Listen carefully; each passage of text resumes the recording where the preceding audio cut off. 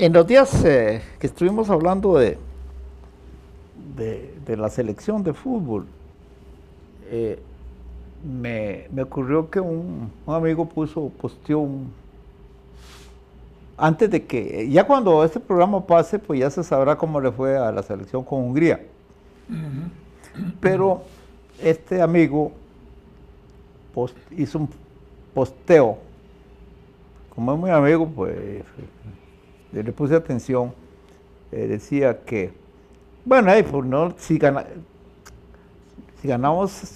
le ganamos a Hungría, no nos hagamos ilusiones, algo así, porque a Hungría no le gana ni a la banca del Carmen Fútbol Club. Sí. Claro, es una exageración. ¿Ah? Era un partidario del Carmelita. Bueno, no, yo no sé. Pero digo yo que cuando se habla de deportes, uno puede exagerar todo lo que quiere y no tiene ninguna consecuencia, ¿verdad? Sí. Por dicha. Sí. Uno puede hacer predicciones de cualquier tipo y no tiene ninguna consecuencia el error. Y no solo predicciones, puede uno jugar de árbitro, de portero, de delantero, de defensa, de entrenador, de todo. Exacto. Pero de lenguatero. Me sorprende que haya quienes se planteen cosas como esta. Existe una escuela, científicos, que pretenden encontrar un algoritmo, y eso significa un montón de cosas, pero es un sistema para predecir lo que va a pasar en la historia, con base en lo que ha pasado, en lo que ha ocurrido antes, basándose en que con un algoritmo se puede. No, bueno, esto estoy precisamente, estoy expresando mi sorpresa, mi asombro de que eso se entienda. Yo supongo que para los historiadores eso debe ser bastante sorprendente también. Claro. Porque por mucho que se diga que la historia se repite, pues sí, claro. eso es una metáfora. Sí, claro. Hay acontecimientos históricos. Alguien ha dicho que se repite muchas veces como farsa y como tragedia y es como una espiral. Sí, pero es una canción, la historia vuelve a repetirse. Pero, mi muñequita. Pero esas son historias de amor. Sí. Pero digamos, uno puede comparar un episodio, una serie de episodios históricos que se dan en un momento dado con los que se dieron en otro o se están dando ahora y sacar ciertas consecuencias, pero es sorprendente que hacer cábulas, decía mi abuelita. Sí, bueno, uno puede perfectamente especular, pero claro, yo no estoy criticando a quienes piensan que eso es posible, no, porque por alguna razón tendrán para en este momento con la ciencia nadie puede decir qué es lo posible y qué no, porque todos los días parece que andan en zancos. No, Fernando había tratado este tema en un programa hace algún tiempo sobre la posibilidad de trasladar personas al futuro o al pasado. Eso no se puede alterar el proceso histórico de esa forma. Claro, que hay una historia de que si uno cambia, vamos a ver, si alguien pudiera viajar al pasado muy remoto y por error maja a una mariposa, con eso cambia el futuro totalmente. Ese tipo de cosas son especulaciones muy interesantes, pero hay que no son aplicables, y es donde yo veo las comparaciones mal hechas. Al caso de las bacterias, en el laboratorio se puede hacer un cultivo de bacterias de cierto tamaño con ciertas condiciones y repetirlo de manera bastante precisa. Pero de los millones de bacterias que hay involucradas y todo eso, permite, grosso modo, verlo igual. La tragedia está en que muchas personas piensan en eso y le ven a un periodo de la historia una ventaja, cualquiera. Y de pronto comienzan a pensar como si ellos lo hubieran podido disfrutar. Ahí es donde todo. Hay gente que ve con adoración ciertos periodos de la historia porque había gente muy bella, muy culta, muy rica. Siempre han sido unos cuantos, ¿verdad? Exactamente. Los feos siempre son mayoría, los pobres son mayoría. Exactamente. ¿Verdad? Ese es el punto. Entonces, digo yo, ¿cómo se entretienen algunos haciendo esas especulaciones que son tan desorientadoras? ¿Verdad? La gente puede empezar a creer que sí, que va a llegar el momento en que todo esto puede estar bajo control, incluso en el nivel individual, y ese es el mal sueño. ¿Sí? Un individuo es, finalmente, desde el punto de vista material, tan irrelevante como una bacteria. Sí. Sí. El otro día oí decir, no tengo bien el dato, pero oí decir que se puede partir, para decirlo con esa palabra, una especie de el gene, ¿verdad? Y se puede, digamos, poner como un elemento reproductivo en la mujer para que se produzca un bebé, que es muy interesante porque la fertilización in vitro conduce a que haya que usar, digamos, esperma de alguien, sí, ¿verdad? Claro. Y se deposita en la mujer. En este caso es de la misma mujer, se parte la parte X o la Y para que uno quiera tener un chiquito o una chiquita. ¿Y eso dónde lo leíste? Nunca había oído. No, lo están haciendo, vale $20,000 el procedimiento. Sin participación del hombre. Sin participación del hombre. Ya se puede reproducir. No, yo tampoco. Entiendo que... Sí, no tiene sentido. No, $20,000 vale el procedimiento en Panamá. Pero ahorita. Sí, eso es lo que oí decir. Eso ¿Cómo es se llama en la mitología esos? ¿Por qué no vas? No, yo no tengo interés de quedar embarazado. ¿Cómo se llama en la mitología esos animales que son parte de uno, parte de otro? Sí, en la mitología griega. Ahorita nos acordamos. Sí. Ay. Sí, son mitad hombre y mitad animal. Sí, bueno, sí. No, sí, que son Faunos. Faunos No. Sí, bueno, en todo caso, es algo parecido. Hay un nombre hay un nombre muy sonoro, claro, griego para eso. El asunto es que es algo que ocurre mucho en la naturaleza y uno no se da cuenta. Es decir, existen en plantas, por ejemplo, muchos casos en que en realidad lo que ocurrió es que de alguna manera en la naturaleza de pronto empezó a producirse una especie que es mezcla de las dos. Y una especie andrógina. No, andrógina. Claro. No. Pero así se llama en la mitología. No, se llaman. Especie andrógina. Claro, que tiene ambos sexos. No, eso es otra cosa. Bueno. No, pero en todo caso, si eso se da en la naturaleza, quiere decir que si se da en la naturaleza, las posibilidades de que el ser humano las logre está abierta. Y se habla de que ya se han hecho experimentos con seres humanos y especies afines, cercanas. Todo eso es algo que en cierto modo aterroriza, ¿verdad? Porque de pronto, imagínense que nos encontramos con una especie tan inteligente o más que la nuestra producida en el laboratorio. Entonces, se da el fenómeno que un científico planteaba, bueno, la diferencia entre el ADN de un chimpancé y la de un ser humano es bastante pequeña. Entonces, Bueno, muy bien, es así de pequeña, y eso es lo que hace que a un chimpancé haya que celebrarle que sepa poner una caja encima de la otra. Sí, sí, sí.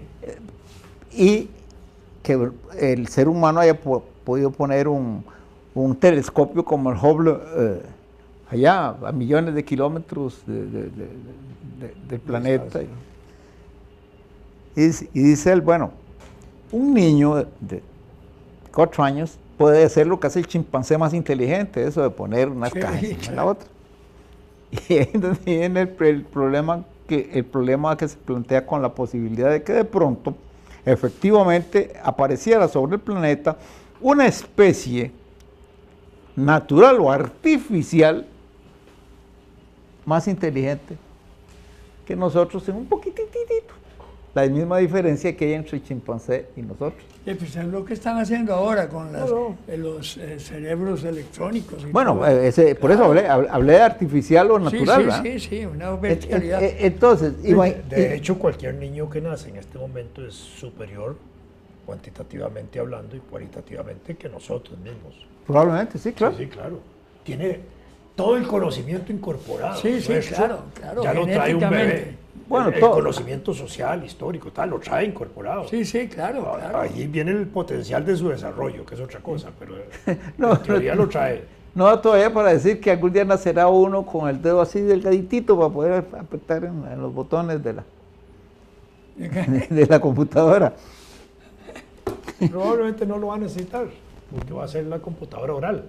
Sí. Claro, con el pensamiento van a manipular las computadoras. Bueno, eso va a ser muy interesante. Muy interesante, así es. Eso es lo que están investigando ahora. Cómo con concentración pueden hacer ese tipo de cosas. El problema es que si tenemos libros con impuestos no va a haber posibilidad de que la gente aprenda a concentrarse. Hay una observación una observación muy trivial, pero que es interesante. Hasta hace 20 años o 25, tal vez 30, todos los seres humanos, digamos, que hayamos ido a la escuela, que habíamos aprendido a escribir, teníamos un detallito morfológico mínimo, pero inevitable. Un pequeñísimo callo. Sí, claro. En la parte interior del índice, por el lápiz y la pluma. Sí. Todo, y claro, cuando yo le estaba viendo eso, me fijaba, pues si ya yo no lo tengo. Yo me acabo de tocar y tampoco. No, ya tampoco. No, pero sí yo recuerdo haberlo tenido. Sí, claro. Eso genéticamente no pasa, no se transmite, porque pero desapareció. Y en mi caso yo digo, qué raro, si yo recuerdo que efectivamente yo tenía ese un callito mínimo, ya no lo tengo. Aquí, claro, después de que empezó uno a escribir a máquina primero y después en la computadora, la mayor parte de lo que escribe, entonces desapareció. Pero, algo que... no, decía, antes a una persona analfabeta se le podía identificar porque no tenía ese callo. Claro, es una tontería, pero... No. Pero es interesante porque yo sí tenía conciencia de haber tenido ese callito ahí. Pero no te quedó nada, yo sí siento que algo me quedó aquí. Sí, bueno, yo no sé, ya no... Es como el callo del químico, el que se le hace a uno en el centro de la mano por el vidrio, que a veces se equivoca y yo lo tenía. Pero a fuerza de rasparme ahí ya desapareció. Pero todos teníamos ahí un callito en el puro centro de la mano. Esa era la demostración que éramos unos torpes, ¿verdad? Bueno, y esto que se hace aquí con los anteojos también. Eso también, sí. Sí, es cierto, sí. Claro, es un par de canalitos, indudablemente. ¿Verdad? Mientras no se haga un callo en el cerebro, todo está bien. A saber. Bueno, a ver. Ahí.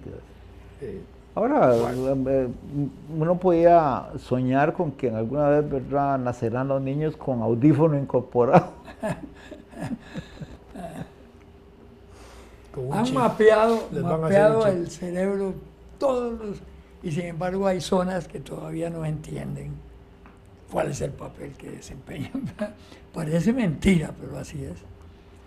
Cuando el doctor Barner hizo trasplantes de corazón la primera vez, se abrió una discusión muy interesante, una sobre el origen de la vida, dónde estaba, dónde descansaba, si en el corazón o en el cerebro, en el hígado, o en el hígado, en fin, abrió ese debate, ¿verdad? Importante.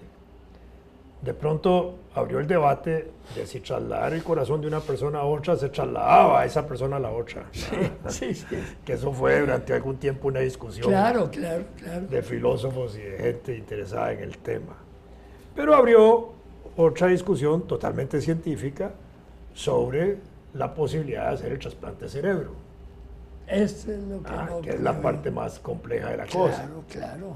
En esos días, en esos días, la discusión condujo a que el cerebro, digamos, no se podía sacar del cráneo para trasplantarlo, sino que lo correcto era trasplantar la cabeza. ¿Verdad? Hicieron experimentos en una universidad de Estados Unidos de trasplante de cabeza de monos, que tenía algún resultado importante, solo que con un mono paralizado, porque digamos, como se corta la parte de los nervios, ahí lo que había era un trasplante de cabeza que se sabía que reaccionaba en el otro cuerpo, pero no tenía reacción al cuerpo mismo, ¿verdad? Entonces, ese debate dejó de hacerse, yo no sé por qué razones, al final tal vez suena muy tétrico la posibilidad de trasplantar la cabeza. Ahora, primero hay que conseguir un cuerpo que acepte la cabeza, porque ahí lo que vale es la cabeza, no el cuerpo. Bueno, pero hace poquito se hablaba de que ese experimento ya era inminente, pero se dejó de hablar de él. Sí, por eso. Sí. Es que yo creo que sigue siendo ahí un tema subyacente en el trabajo científico y en el... Sí, a propósito. Pero hay gente que se mete ¿cómo se dice? En ese gas, en esas máquinas que hay de... ¿Cómo se llama? Criogenia. Criogenia. Para mantenerlos a temperaturas muy bajas, conservado el cuerpo. Conservado el cuerpo por 40, 50 años, esperando que en el desarrollo de esos 40 o 50 años la ciencia pueda, digamos, volverle a dar vida a ese cuerpo que está criogenado. Bueno, igual sería con la cabeza, porque ahí está el cuerpo completo, ¿verdad? Sí. Pero es que y no hay descomposición celular, que es una cosa interesante. Tradicional ya el mito de que siente el corazón, y el amor es el corazón. No hay tal, no existe nada. El corazón es una bomba, nada más, está bombeando. Todo está aquí en el cerebro, todo, absolutamente todo. Bueno, cuando va una... ¿Por qué me volvés a ver así? Como no, estaba pensando en eso del amor, ¿verdad? Sí. Porque si uno dice el corazón como una fuente de sentimiento del amor. Sí. Bueno, hay que pensar en las feromonas. No, alguien en la... No, de verdad es curioso.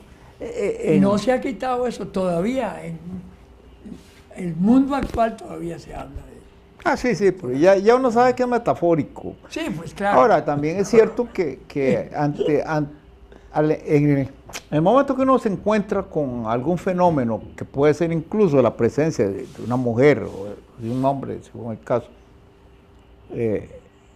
el corazón late más rápido, pero es por una cuestión que nada tiene que ver con el corazón mismo, ¿verdad?